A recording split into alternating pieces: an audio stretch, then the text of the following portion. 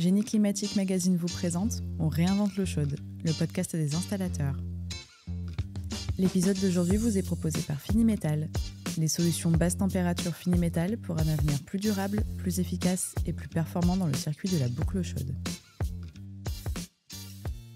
Bienvenue dans ce nouvel épisode de On réinvente l'eau chaude, un podcast de Génie Climatique Magazine.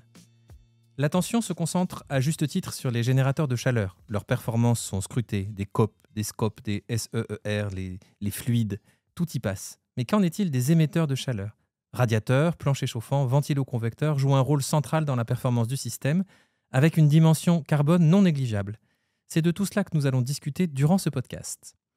J'ai le plaisir de recevoir Olivier Schmitz, vice-président vente de Purmo pour la France et le Benelux. Bonjour. Oui, bonjour. Et Frédéric Lagouge, manager achat de Bouygues Immobilier. Bonjour. Bonjour Pierre. Alors, Frédéric Lagouge, on va commencer par vous. Je vais vous demander, peut-être que Alors, évidemment, tout le monde connaît Bouygues Immobilier parce que tout le monde connaît Bouygues.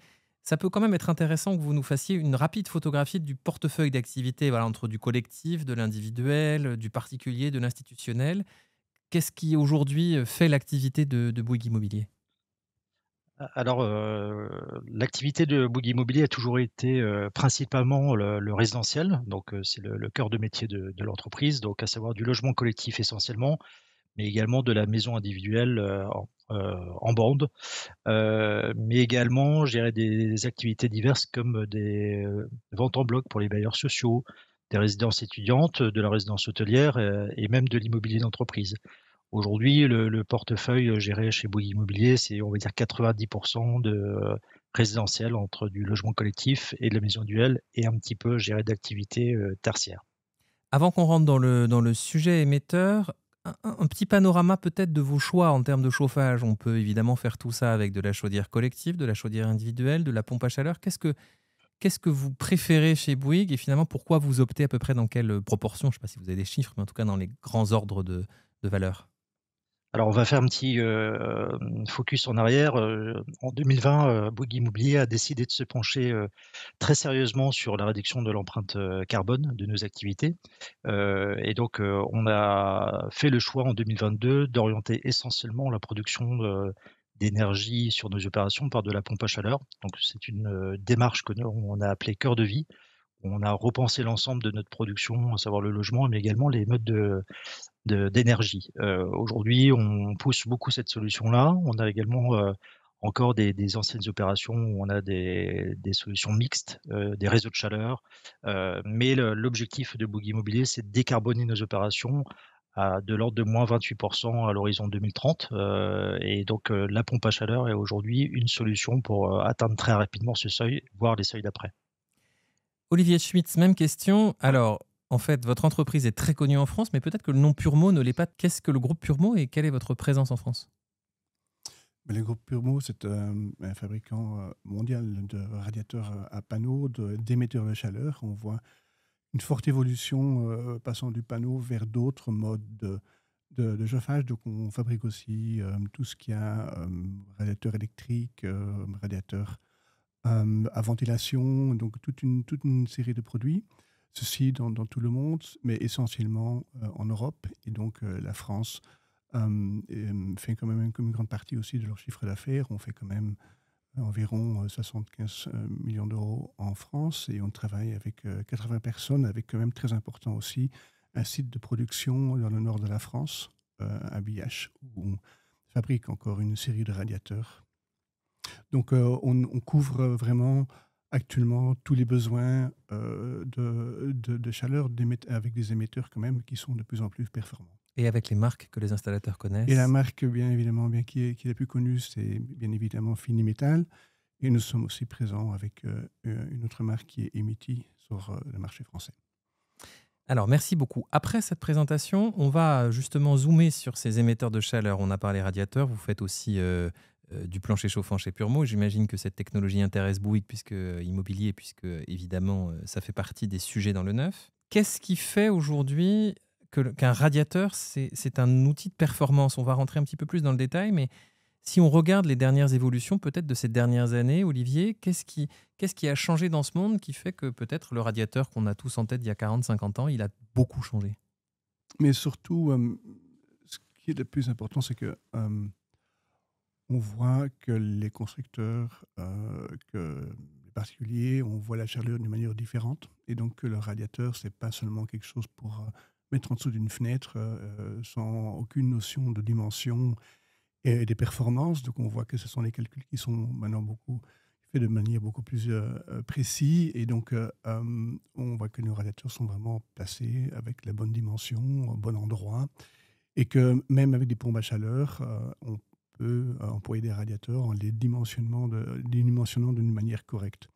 Une seconde chose quand même importante aussi, c'est qu'on a aussi développé des ventiloradiateurs. Et donc, ce sont des radiateurs pourvus de ventilateurs qui augmentent la performance du radiateur. Et il permet justement de très bien insérer ça avec une basse température.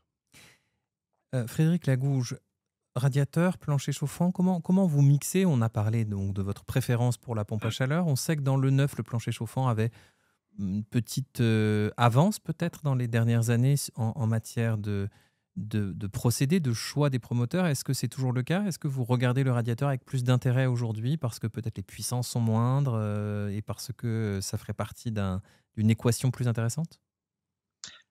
Alors, je dirais qu'il y a plusieurs réponses en fait possibles aujourd'hui chez Bouygues Immobilier. La démarche qu'on a lancée, Cœur de Vie, il y a quelque temps, en fait, nous a poussé aujourd'hui à répondre aux attentes de nos clients. Donc, la pompe à chaleur avec des notions de triple service, chauffage, ECS et rafraîchissement. Donc, sur la démarche Cœur de Vie, en fait, les clients nous ont demandé de supprimer en fait, gérer les espaces gérés sur les murs pour libérer de la surface au sol. Donc, on a choisi le vecteur air, par un dispositif de soufflage en plafond. Mais on a aujourd'hui aussi d'autres solutions, effectivement, que l'on développe pour d'autres démarches que Cœur de Vie, à savoir effectivement le radiateur et le plancher chauffant. La répartition est assez aujourd'hui égale entre les différentes solutions. Les clients, il y a quelques années, nous ont demandé beaucoup de soigner l'esthétique aussi des radiateurs. Il y avait beaucoup de produits qu'on a installés dans le passé qui avaient une esthétique, je dirais, très sobre et on a voulu soigner le design. Et donc, la démarche qu'on a lancée aussi il y a quelques années, c'était effectivement de passer avec les produits du groupe Purmo pour soigner l'esthétique des radiateurs. C'est un point important pour nos clients. Alors, dans cette démarche dont vous nous avez parlé, on a senti que le carbone occupait aussi une place importante.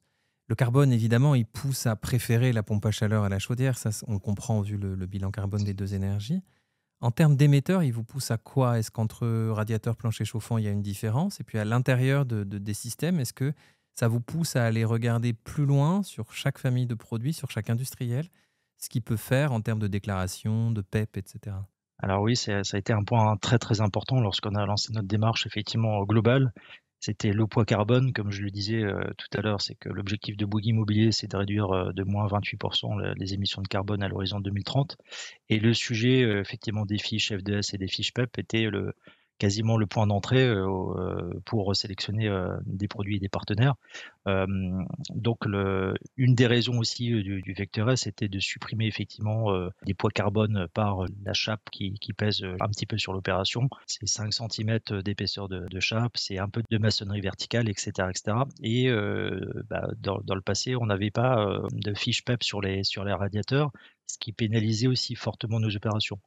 Aujourd'hui, nos partenaires ont compris ces enjeux et ont développé effectivement ces fiches PEP. Et notre partenaire, qui est le groupe Purmo, a aujourd'hui effectivement mis en place des fiches PEP qui valorisent très fortement la mise en place de radiateurs. Et aujourd'hui, c'est quelque chose qu'on peut mettre en avant et qui est très valorisant et qui permet de réduire l'empreinte carbone de nos opérations. Alors, Olivier Schmitt, ces fiches PEP, elles arrivent donc chez Purmo?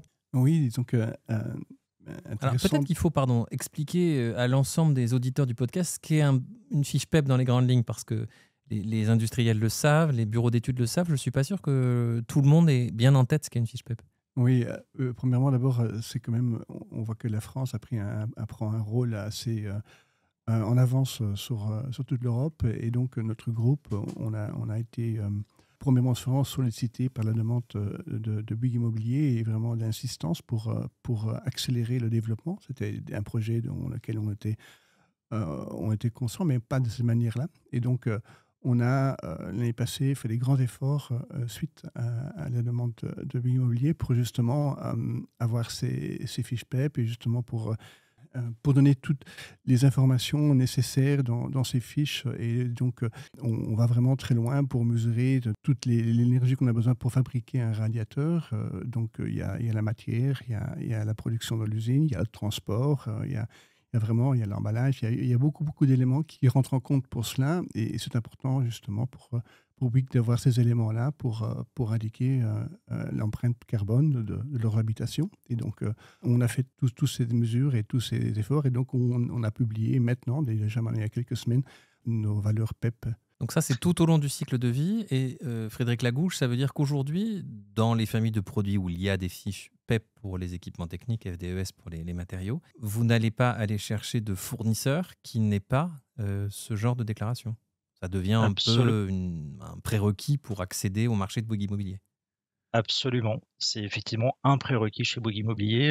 La fiche PEP, la fiche FDS devient le point de discussion central pour référencer aujourd'hui un partenaire. Et aujourd'hui, on est très fiers effectivement de pouvoir travailler avec le groupe Purmo qui a ces fiches PEP effectivement publiées depuis quelques semaines, qui sont les plus performantes du marché et on est très heureux de pouvoir les valoriser, les mettre en avant sur nos opérations.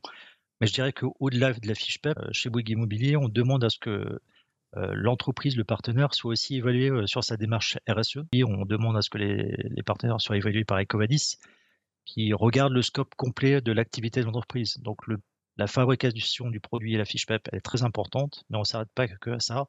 C'est toute la démarche de l'entreprise qui est importante et les actions qui mènent pour la responsabilité sociétale et environnementale. Et donc aujourd'hui, effectivement, on est très, très heureux aussi de pouvoir travailler avec le groupe Purmo qui valorise toutes ces actions-là à travers sa notation EcoVadis. Je voudrais qu'on parle, on parle émetteur de chaleur, mais en fait, un émetteur de chaleur, selon sa nature, il peut aussi émettre du froid ou du rafraîchissement.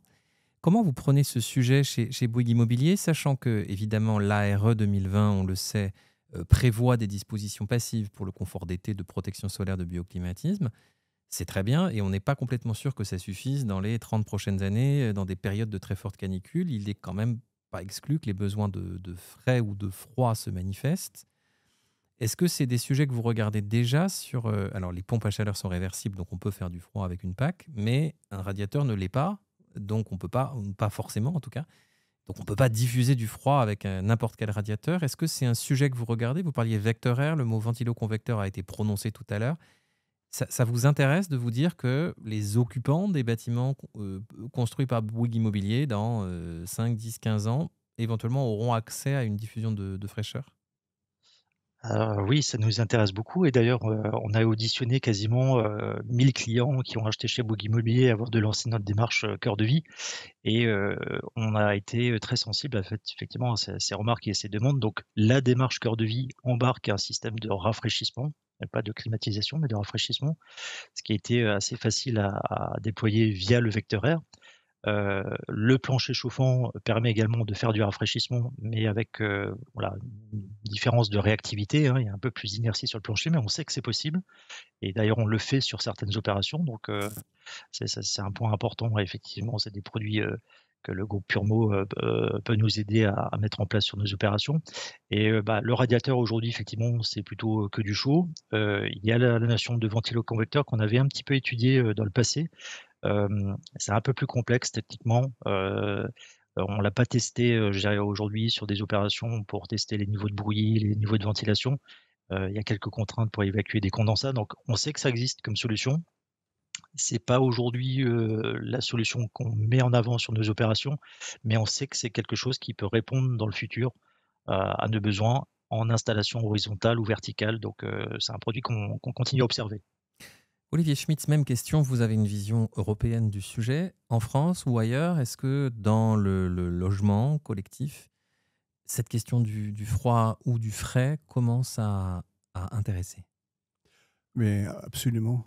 On voit vraiment que le froid, ou bien plutôt comme Frédéric l'a dit, le rafraîchissement, qui est quand même une différence, devient de plus en plus important.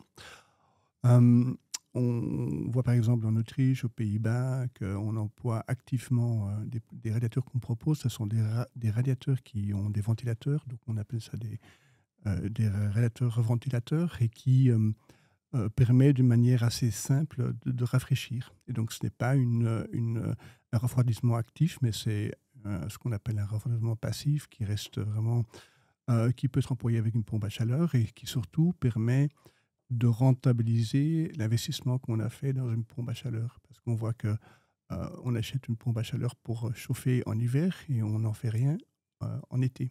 Donc, ça permet justement d'inverser l'emploi de la pompe et de refroidir, de rafraîchir les maisons. Et c'est quelque chose qu'on voit vraiment dans certains pays, mais qu'on propose aussi en France, mais actuellement, on n'en voit pas encore beaucoup. Question qui est peut-être plus pour Purmo, mais Frédéric Lagouche, vous réagirez si vous avez quelque chose à en dire si Bouygues Immobilier se met à la rénovation, ce qui est un vieux sujet chez les promoteurs immobiliers. En rénovation, alors, notamment en maison individuelle, en collectif, c'est un petit peu différent parce que les process en copropriété ou en HLM sont un peu plus compliqués. En maison individuelle, on a tout un discours sur remplacer sa chaudière par une pompe à chaleur, isoler sa maison. En France, c'est assez bien passé, ailleurs aussi, je crois. On n'a, en tout cas chez nous, jamais entendu que la nature du radiateur pouvait changer quelque chose à l'opération, notamment des questions de température de sortie d'eau, de puissance de la PAC, de COP. Est-ce qu'il y a quelque chose à faire à vos yeux là-dessus pour que le particulier et l'installateur aient conscience que, ok, je change la chaudière par une pompe à chaleur, mais si je me fais l'effort peut-être de changer les radiateurs, alors je vais avoir une performance bien plus grande et une facture d'électricité bien plus basse? Oui, c'est exact, hein, c'est vraiment un problème. On voit que les fabricants de pompes à chaleur font un réel effort pour sensibiliser l'installateur, pour voir avec les clients de changer les corps de chauffe, parce que ça ne sert à rien de changer une chaudière en mettant une pompe à chaleur et en faisant rien du tout. Parce qu'à ce moment-là, vous allez travailler avec des températures beaucoup trop hautes et votre COP ne sera pas bon, ou bien vous allez travailler avec des températures basses et le disconfort sera assez important. Donc, le geste le plus simple, c'est vraiment de changer les corps de chauffe ou bien de les dimensionner, de mettre des corps de chauffe qui sont plus grands et donc qui permettront de travailler à des basses températures. Ou une deuxième méthode, c'est de travailler avec des ventilateurs radiateurs. Ce sont toutes des actions pour sensibiliser les clients qu'on fait à l'Uniclimat, où on a vraiment une campagne, où on est vraiment en train d'établir une documentation et une publication sur notre site web pour justement expliquer cela.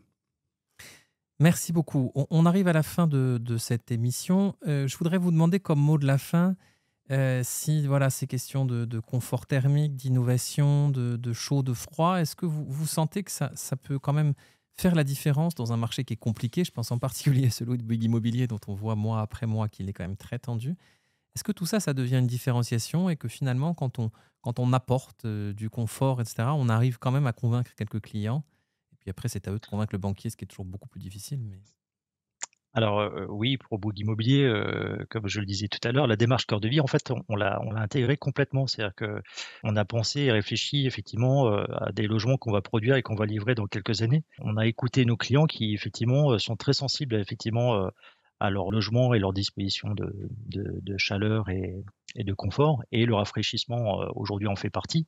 Et on s'est dit, c'est quelque chose qu'on doit intégrer d'ores et déjà dans nos opérations parce que les cycles de l'immobilier sont très longs, comme tout le monde le sait. Quand on démarre un projet, on peut le livrer 3, 4, 5 ans après. Et on s'est dit, on ne peut pas livrer un produit dans 5 ans qui sera complètement déconnecté par rapport au marché, avec des niveaux de réglementation qui vont continuer d'évoluer.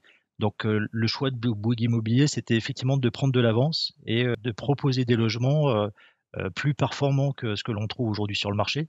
Et la notion effectivement d'énergie via la pompe à chaleur, le soufflage ou le radiateur ou le ventiloconvecteur, c'est quelque chose qu'on a complètement intégré aujourd'hui pour pouvoir répondre aux attentes de nos clients de demain. Et le rafraîchissement aujourd'hui est complètement intégré dans cette réflexion et un point important. La preuve en est, c'est que notre première opération cœur de vie a été livrée l'année dernière à Argelès-sur-Mer, qui intègre complètement ces solutions-là et le rafraîchissement. Et voilà, on a quelques mois de recul et je pense que nos clients ont été enquêtés, sont très satisfaits d'avoir des logements très confortables. Olivier Schmitz, vous aurez le mot de la fin. Les chiffres d'Uniclimat étaient catastrophiques pour tout, sauf le radiateur l'année dernière. Donc déjà, c'est une lueur d'espoir.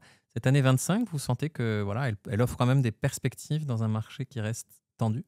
Le marché reste tendu, pour être honnête. Les chiffres de début de l'année sont plus difficiles, mais on voit certainement que les réacteurs ont un rôle important à jouer dans la construction et surtout avec un dimensionnement correct, sont vraiment encore une très très bonne solution pour chauffer une maison, pour donner surtout le confort intérieur qu'on recherche. Et en tant que groupe, c'est fort important parce que nous voulons avoir un confort intérieur parfait avec une sensibilité écologique. Non, c'est vraiment encore une bonne piste pour nous en ce moment. Merci beaucoup à tous les deux. Merci. C'était On réinvente l'eau chaude, le podcast des installateurs. Retrouvez les dernières infos sur la ventilation et la qualité de l'air intérieur sur génieclimatique.fr et sur nos réseaux sociaux.